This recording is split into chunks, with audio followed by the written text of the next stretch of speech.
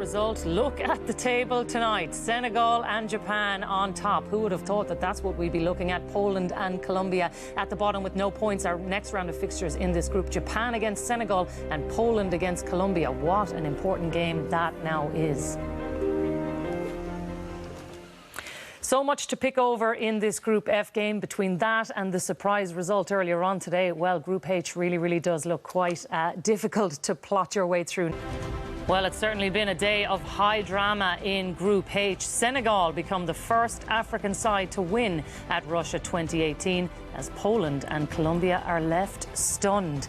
Well, let's get some reaction and analysis to this game from our panel here. And Eamon, you look at this table tonight and that is an incredible win by Senegal. Yes, it is, and they deserved it thoroughly. They were disciplined. For example, Mane, who's a star at Liverpool, he didn't shine in any attacking way today, but he did an awful lot of good work for his team going back. Koulibaly at the back was also important for them. The shape of the side was sound. There was a wall there that Poland couldn't work their way through. I would say the second goal was catastrophic, although the referee, as we'll be able to show, made a mistake in letting the player back on the pitch, but we'll come to that. But essentially, it was a well-organised team, and Poland were woeful. Their passing was poor. They didn't have any width in the first half. They changed that a little bit in the second half.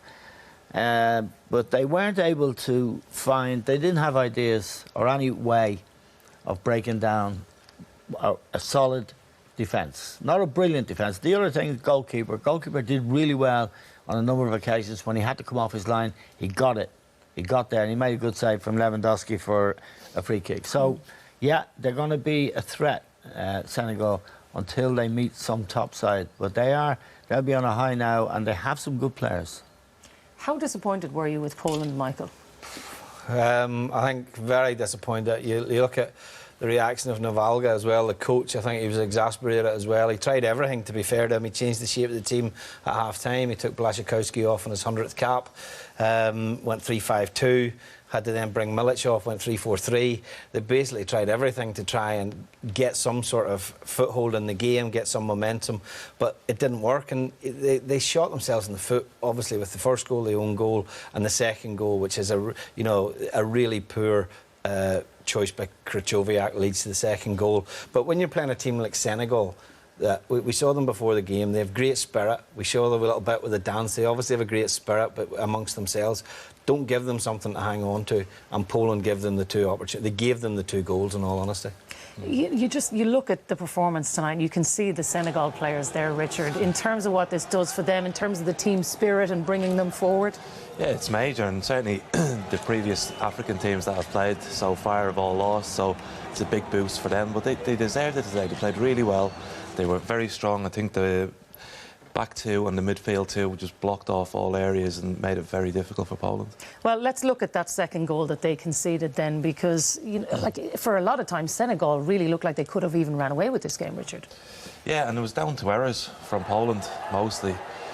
It's a bad ball back by Krychowiak, and then a mix-up completely between the goalkeeper and the centre-half who just come on.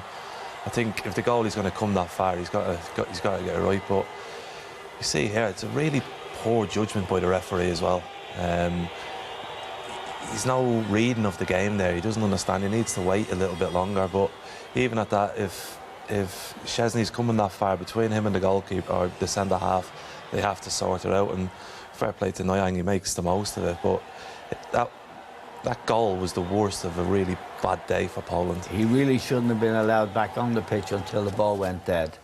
To allow him back on the pitch, and he's very far away to make that call, to even see... Yeah, that was wrong, I think. Referees from Bahrain, a small footballing nation, and I think, that was a very bad decision. What do you think, Michael? Poor, I thought. I mean, if I was in the technical area and that was allowed to happen, you'd be up in arms. You see, obviously, the reaction of Lewandowski, and I think it was Krychowiak or Milic that at the time were talking to the official first of all, the distance is vast between the referee and calling the player back on, but it's also, you're also letting him on in the attacking area of the pitch.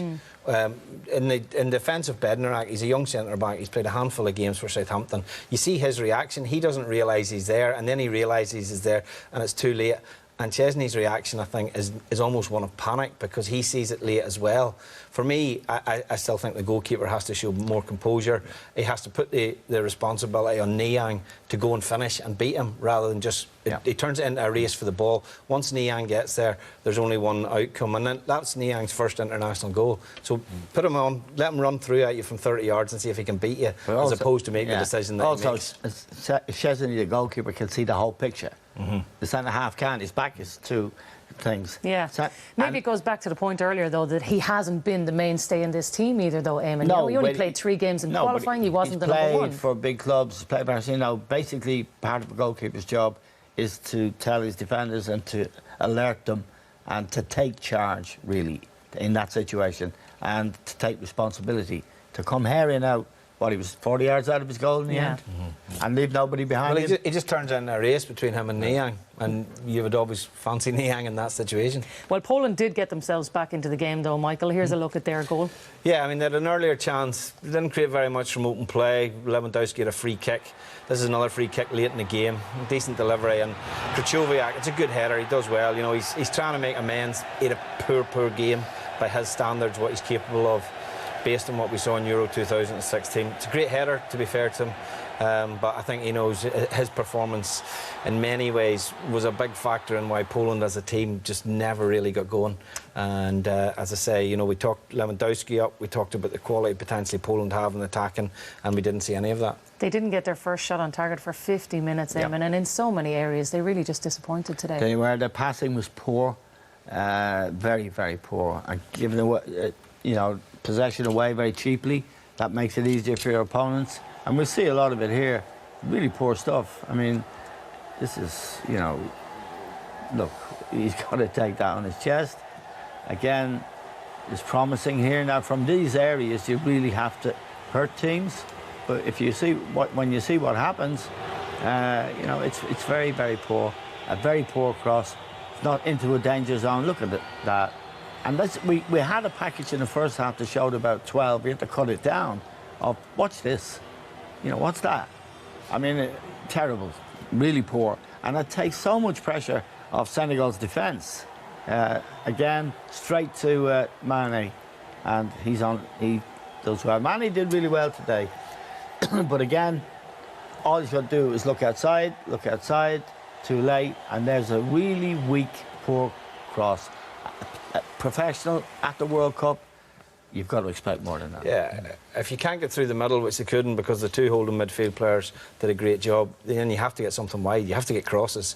And as we see, they couldn't in either system, whether it was Grzycki in the first half, they changed to wing backs to try. They had no impact at all in the wide areas at all.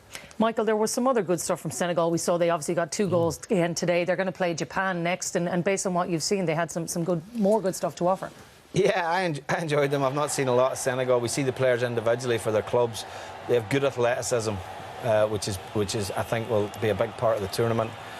And they play. It was a basic 4-4-2. It's a nice little ball in the side. They've willing runners, and he's a little bit unlucky there. Makes good contact. It's blocked. Again, they're looking to get on the end of things. Could easily have fallen and been a tap in for someone. But look how they're up on the play all the time. Look how they're up on the ball. It's a little bit rash at times in the final third, but their energy, their desire to play certainly was greater than Poland's, and this is a perfect example. Look how many men they get round Lewandowski in that situation, and that typified for me how they dealt with Lewandowski in the game. They had a real enthusiasm to play. We see them here. They've obviously they're enjoying the result, but they're a team that if you go behind 2, you're going to have problems against. Well, you can see from them there, though, Eamon. They've never been to the World Cup before. Absolutely, it means so much. It's huge for the nation, and they're good lads, disciplined, and they fully deserved to beat Poland, who are ranked 8th in the world. Now, the world rankings, of course, are like everything else in soccer, not what they should be. But it's a very memorable day for Senegal. And we can remember, as a small footballing nation ourselves, what those days were like, Giant Stadium, and of course the lads in 2002. So it's a happy story, and I think they'll qualify now. Yeah, well, we shall see.